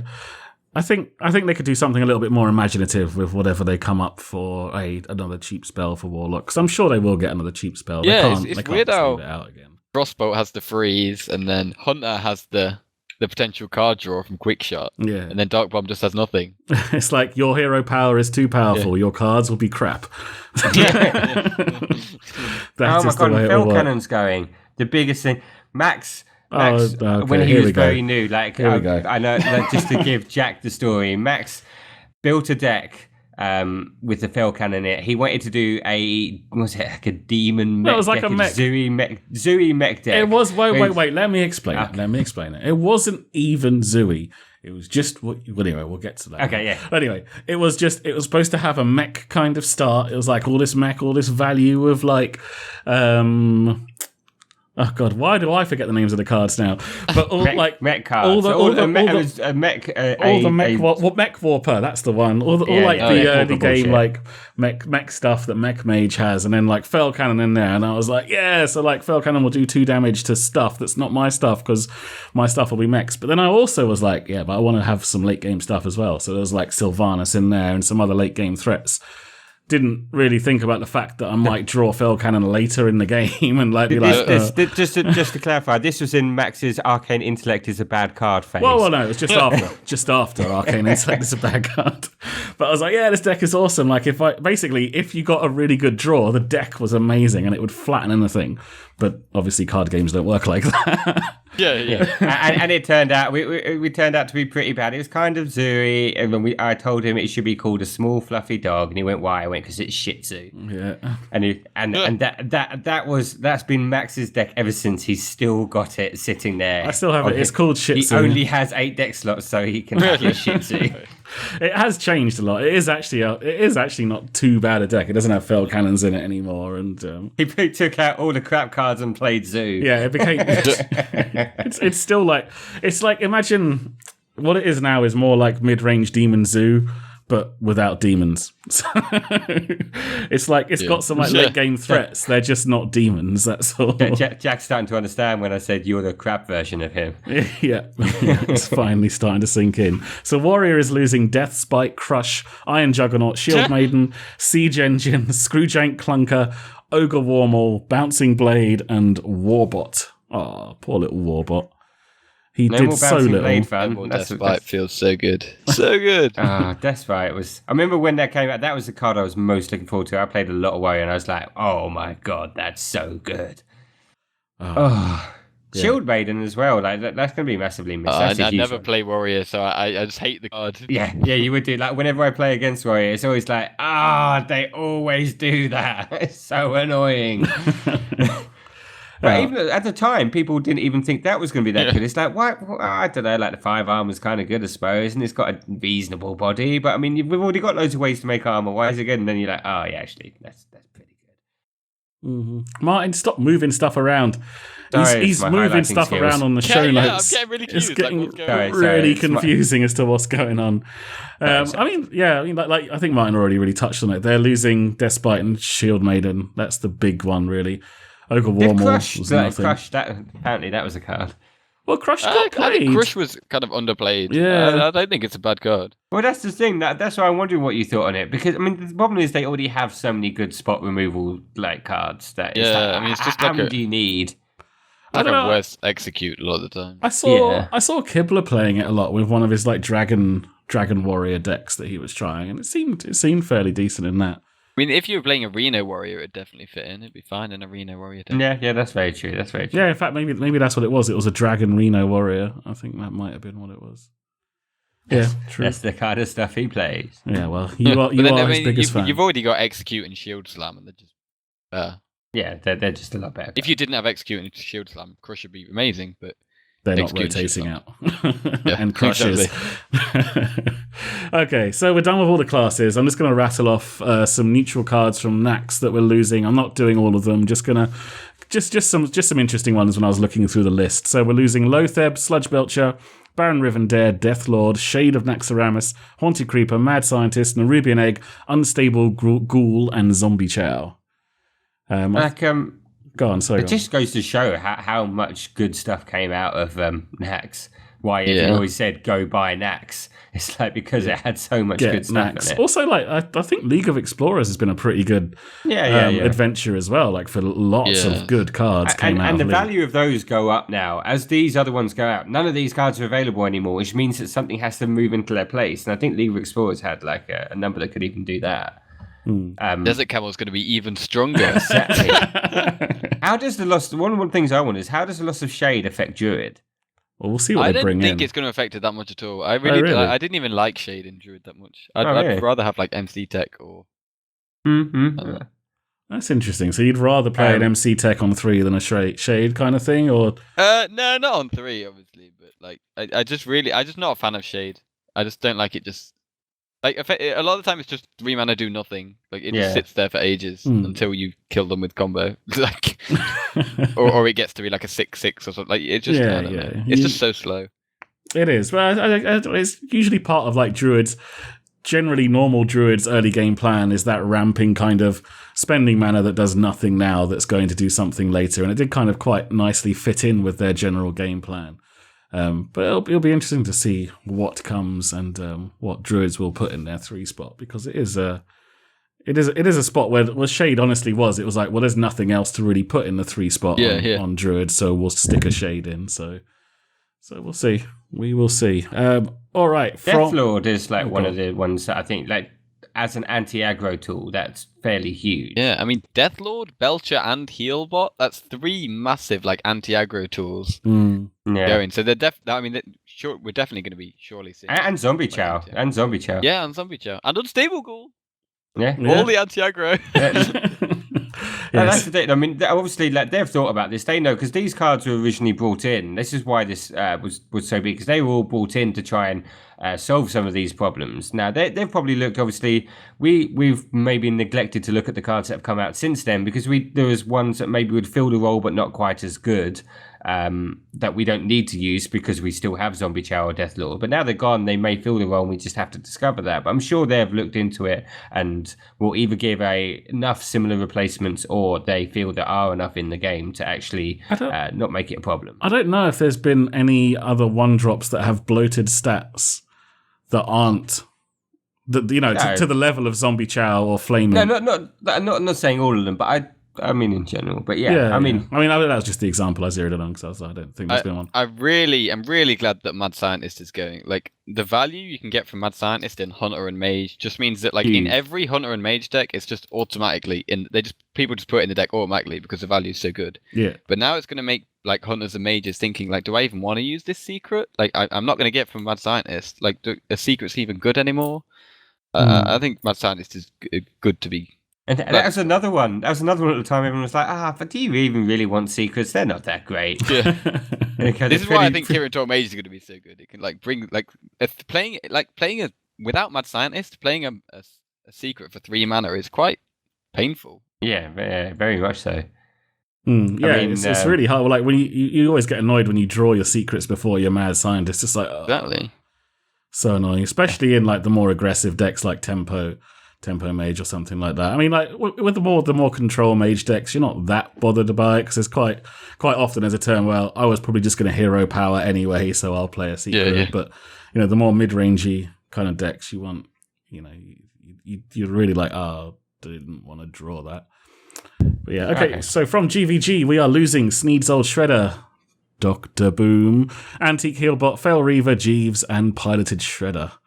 Obviously, there are more, but these are the most interesting ones that I felt when I was looking through the list. Obviously, everyone's happy to see it. Like, I don't know what you think about this. Like, people talking about Boom going. Like, I've used the example in the past where all it does is create a more space. Like, cards like Trogzor that people thought would get played but never did. Like, now they'll get played because Dr. Boom's gone, and you can put something else. Trogzor's a bad example, but yeah. I just really like Trogzor, to be honest. I love Trogzor. It's one of those cards where, like, sometimes, like, if you play it, like, you can just win the game, because a lot of removal is with spells, and so if you have to use spells to remove it, you're just getting minions from the Trogzor, and it can just be ridiculous. Like, it's one of those cards that can just be ridiculous sometimes. Everyone thought it was going to be the biggest thing coming out of that expansion. It never got traction.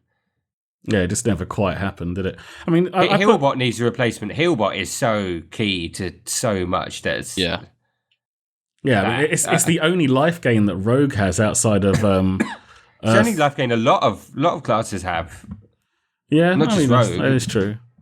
Mage. Well, I don't know. Mage has got frost armor thingy, frost barrier. But I mean, that's dicey kind of. Animated armor could come into play. Oh my god! The 4/4 that makes you take 1 damage. Yeah, that thing's crazy. Well, there was the brawl a couple of weeks ago where that thing was just absolutely bonkers because your hero had taunt. That was it. The one where your hero had taunt. That thing was incredible. Flamemaker was too good in that though. 1/1 missiles everywhere. Yeah. Well, Mage was just stupidly powerful in that. Yeah, it's just like play Mage. Play Mage, you go home. Yeah, I put Sneed's Old Shredder in here because it was a staple of, like, Control Warrior for a long time before better things came along. I don't know, but I mean, it was a reasonable fit in a lot of things. It is a pretty cool card. If you hadn't had me in the stream, would you have still put Jeeves on this list? I actually put it in there because I played Egg Druid recently, yeah. Thinking about it. I don't think I'd have thought about it, but it is very much so. There's been, like, aggressive Paladin decks and aggressive Druid decks like you have, and a number of aggressive decks where it's very key, like, to have it. Like, you just run out of steam. Like, I remember those old Hobgoblin decks were brilliant. Yeah. Or a Boladin. Those kind of things, yeah. Yeah, I'm going to miss Jeeves. Yeah, he's like neutral card draw. Like, is there any other neutral card draw? I suppose there's they draw one card, they cycle, whereas this guy's got the potential. It's like to do more. I mean, Cult Master's probably the only thing that rivals it in like super aggressive. Yeah, that's true. Yeah, and you need tokens to make Cult Master work. So yeah, like like you have to trade all your stuff away. You have to trade your stuff away. Exactly. Like if I try and make any kind of Egg Druid, and I mean I'm using Nerubian Egg Creeper, Jeeves, I'm using quite a lot of things, but like if something similar to Egg Druid is viable, it would definitely be running like double Cult Master probably. Yeah. Yeah, and also I put Fell Reaver on there just because it's an interesting card. And I hope they bring in, cards that are as interesting as this. Because it was a card for a long time that everyone was like, what, lose all of your deck? That's ridiculous. Why would I want to do that? But actually, people started putting in aggressive decks. It was in Aggro Druid. It was in Mech Shaman and a few other ones. Because it's like, well, if you're playing an aggressive deck, you don't really care if they make you draw your entire deck. By 5 mana, 8/8, if you can't deal with it, you lose, pretty much. Yeah, that's it. And I thought stuff like that was kind of interesting. So those are all the cards. Fell Reaver's going to be a... Sorry, go on, Jack. I think Fell Reaver's quite a good card. It's like one where, like, if your enemy can't deal with it, you get rewarded, but if they can, you can get really punished. Like, they can make you, like, just cycle through your whole deck. And even if you're playing an aggro deck, sometimes you can just lose to fatigue just because of Fell Reaver. Yeah. It's an interesting card. I liked it. It's fairly well balanced. It's not silly. It's one of those ones where you play it against Tempo Mage and they literally empty your deck, and it's like, oh, I can't win the game now. It's very sad. Very sad. Alrighty, well, that's all. Well, not all of the cards, but all of the interesting cards that we're going to be losing, and then some of the crap ones from the classes as well. Yeah, well, we're normally. Oh my god! Tomorrow, I'm gonna come home from work tomorrow, and all the news is gonna be there. I can't wait. I am super excited. Sorry, stumbling over my own words again, and Martin having to fill the void with his bull crap. I do apologise, everybody. I am looking forward to the time that we get the sock into your mouth. It's gonna be a lot of fun. So normally around now we would go straight into the lore, but what I'm going to do is, because Martin is convinced that there are people out there that are like him that don't actually want to listen to this, I'm going to No, you need to speak up because I'm sure they must exist. So we're gonna plug Jack's stuff, so you know where to find him if you wanna learn a thing or two about playing Hearthstone or just enjoy a fun stream. Check him out, Jack. What are your normal stream times? Where can they find you? Oh, thanks, guys. Yeah, I'm trying to stream like most evenings, like kind of 6 to 12 UK time. I mean, I'm trying at the moment, like, because I'm trying to make it in a career. I'm literally just trying to stream like as much as I can. So if anyone ever wants to pop by, give me a visit, say hi. I'd really appreciate it. What's the address on Twitch? What's the? It's just Jackie Chan with a 4.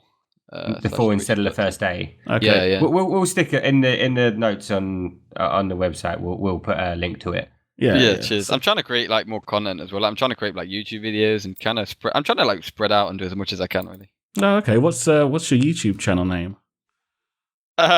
There's one video on there because I watched it. There is one video. Do you know what? I remember I watched it as well, in the car, but I watched it in the car at Christmas time while I was waiting for my kid to come out of tuition. I was sitting there just watching. It's like, oh, come on, get out! I want to play this deck. Come on, sweetheart, get in the car. We're going home to play Egg Druid. Off we go. Yeah, but YouTube's Jackie Chan _HS. Okay, that's the one. But I've only got one video at the moment, but I'm trying to. I'm just trying to kind of branch out and do loads of different things and create loads of content. Okay, brilliant. I will stink. I will stick. That hurt my ears. Sorry, I'll hurt everyone's ears, especially after I run it through the compressor. Oh no. Anyway, enough technical audio crap. I will stick links to all of Jack's stuff in our normal show notes, which you can get on cynicalnerds.com/unstableportal. Find all that stuff there. As usual, you can find all of our stuff in the same place you always can do. That's twitch.tv/cynicalnerds, youtube.com/c/cynicalnerds, and you can email us at unstableportalshow@gmail.com or follow us on Twitter. I'm at totallyfutile. Martin, apparently, after last week, is at DustusWins. I'm winning on the getting more followers count. Boom. Hey. Follow me on Twitter too. Okay, Jack's winning Follow now. me on Twitter too. Yeah. F2K_Jackie_HS. Okay. Yes. Oh no, Gotta get that in there, because he's got loads of people already. Do us first. All right. All right. I think I'm gonna head off then, guys. All Okay, right. thanks a lot for coming on. Yeah. I don't blame you. Oh, look, he actually listened to me. Yeah, I don't want to listen to the law. Yeah, no, trust me, you don't. You are making a wise choice. But that. Oh, you cut off a He's bit going there, already. Jack. He's like, I can't stand it. I'm gone. No, I'll let you speak. I was just going to say, no, you just cut off a little bit there. If you want to go, that's fine. It's all No, right. we just said thank you very much for coming on. We greatly appreciate it. It was good fun. Yeah, thank you. And maybe we can thanks do it a lot. again sometime. Take it easy. Hopefully, Will. I've answered everyone's questions I think so. fairly well. I think you did very well. Hopefully they all come watch you and they can ask you them more on the stream. Yeah, and I'll get if you send me that Snakes and Drakes deck, I'll give that a go and Okay. yeah, okay. and maybe no drop problem. you an email of how it went or whatever. Okay, Alright. brilliant. Cool. All right, thanks All a right. lot, Jack. Bye Yeah, bye. thanks, guys. Catch you later. All right. User disconnected from your channel. Ooh, the user disconnected from your channel. Oh my god. Oh. Are you excited because somebody didn't want to hear the law? amazing. It was so good. Is And you this didn't all... even mind that I forgot the brown M&Ms. It's wonderful. Well done, mine. Oh my god. Why does he get to leave and I have to stay? Because Ah. because if you left, it would be me reading the law to myself. And Go that's- on then. All right. So I thought we'd start a new story, just in case Jack stuck around. I didn't think it'd be fair for him to pick up on Jaina towards the end of her life. But so we're starting the story of Thrall. High upon the Alterac Mountains, the weather is bitter and fierce. Here in these harsh conditions lived a clan of orcs, protected from the elephants by shamanistic magic. They were known as the Frostwolf clan, and they were led by a strong and honourable orc named Duratan. At the end of the First War, Duratan's mate, Draka, gave birth to their second son, whom they named... Guess what they named him, Martin? Oh god, I don't know. Like, I zoned out for a minute. Dave. They called him Dave. They called him Goel. Sadly, the baby orc would never know his parents, as they were betrayed and murdered by spies under the command of the warlock Gul'dan. Goel himself may not have survived if it was not for the human noble Aedelas Blackmore. Aedelas was the master of Durnhold Keep, where he ran an orc internment camp made up of the survivors of the First War. It was on a hunting trip north of his home that he found the infant orc among the bodies of the Frostwolf leaders. Aedelas named the orcling Thrall, meaning slave, and brought him back to Durnhold Keep. Blackmore's servant Tamis Foxton had recently been blessed with a daughter named Taretha, and Tamis was offered a promotion in exchange for Taretha's mother becoming the baby orc's wet nurse. This would be a huge embarrassment for the Foxton family if it were ever to be known an orc had fed from the breast of a human woman, and so it was kept a secret. As they grew, Thrall and Taretha became close friends. She would sneak letters to him in his cage, and Thrall would write back. Not only was Thrall given a warrior's training to become a gladiator, he was given the education of a highborn human. Aedelas made a great deal of money pitting Thrall against other gladiators, and the noble began to have bigger ideas. He believed he could turn Thrall into a general, the general of an army of orc slaves he would use to rise up against the rest of the human alliance. Blackmore believed he could condition Thrall to be completely obedient and hand over the human kingdom once Thrall had won it. Maybe this could have been the case, but Aedelas was the kind of guy that was his own worst enemy. The lifestyle afforded to him by Thrall's victories in the gladiator pits kept him in an almost permanent state of inebriation. He believed his prize was unbeatable. On one fateful day, Blackmore had Thrall fight 8 bouts in a row, making more and more gold on each bout, as the noble's opposers became sure the orc would tire. They were not wrong. The 8th bout against a pair of mountain lions left Thrall bleeding and exhausted, and so the gamblers raised the stakes yet again. Drunk on greed and wine, Blackmore ordered the weakened Thrall to fight once more, this time against a rested ogre whose colossal size dwarfed the orc gladiator. Thrall's trainer, a man Thrall knew only as Sergeant, advised against the 9th bout, but Aedelas thought the orc invincible and was angry at what he perceived to be laziness. Thrall took to the ring ready to impress his master, but was impaled on the ogre's spear and beaten to within an inch of his life. The bout was conceded and the gladiators were separated before before Thrall was sent back to his cell. He lay on the floor bleeding and waiting for the healers to come. Injury was something Thrall was used to, and the healers had always been brought to him quickly in the past. But this time the healers did not come. Instead, a drunk and enraged Blackmore arrived and beat the orc further still. Unable to do anything to stop the Lord, Thrall lay there and was thankful when Blackmore finally tired himself out. However, it wasn't over yet.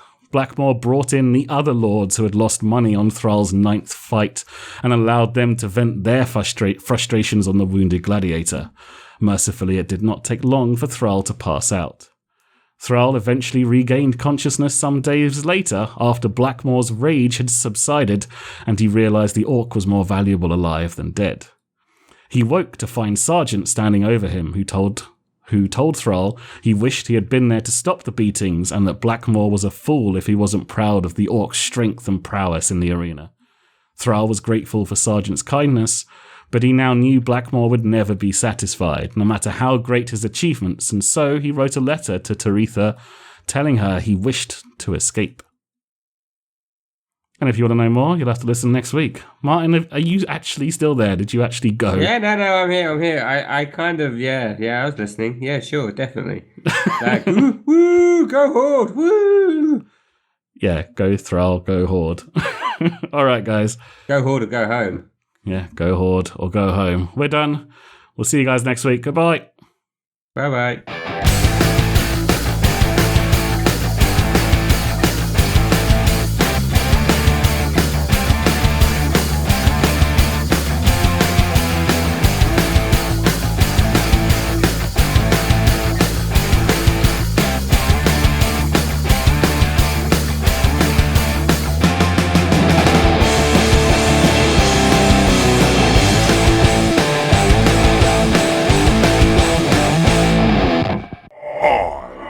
Mal'Ganis, I am eternal! No, you're not.